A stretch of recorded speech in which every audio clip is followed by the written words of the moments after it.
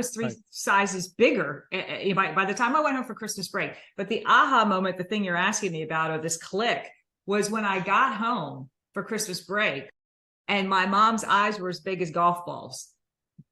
My mom said, because she could see the acne all over my face, my hair loss, and the weight. My face, you should see a picture of my face side by side. My face looked like a completely different face. Most of us gain weight in our face.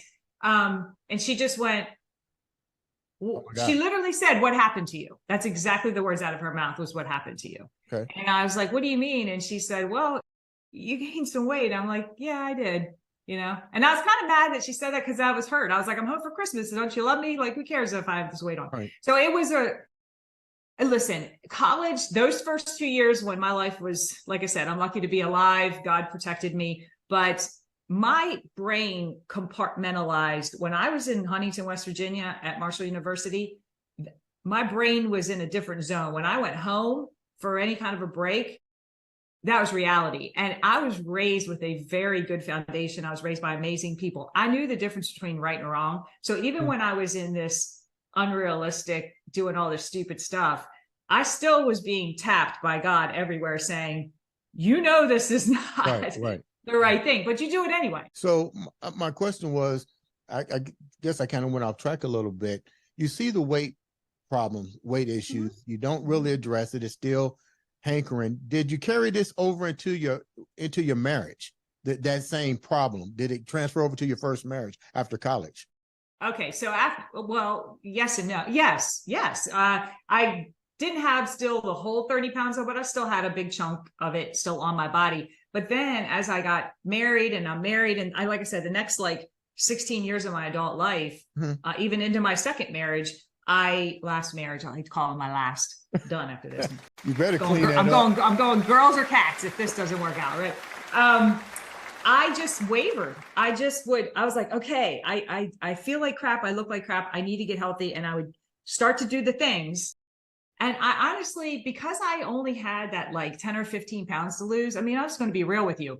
I would back then I wasn't doing any kind of home-based thing. I was going to a gym. So, you know, I'd get to the gym, and when I would do good for a couple of months, the weight would come off and I start to look good. So maybe I was looking around going, okay, I look a lot better than most of the people in this gym. And so I would just like skip the next workout because I look all right. I'm looking better now. And I think a lot of people do that. I look better now. And so one missed workout turns to two missed workouts, which turns to months, and then you're off the wagon again. Where did accountability begin to take in? Evidently, I see no accountability, or let me rephrase it. I see, let's roll the dice accountability with yourself. What did you do to start taking accountability to get you over the hump? Because evidently you see that something needs to be done here. Oh yeah. So so fast forward to 2008. I'm at a gym. I'm with my personal trainer. I hired the Jillian Michaels of the trainers because I wanted someone to kick my ass. I wanted to be better. And so she was smearing me on. I mean, I was curling 20s, I was doing it all. And she, halfway through my training session, she said, sit down. And she said, what's going on with you? And I just burst into tears. And I just said, you know what?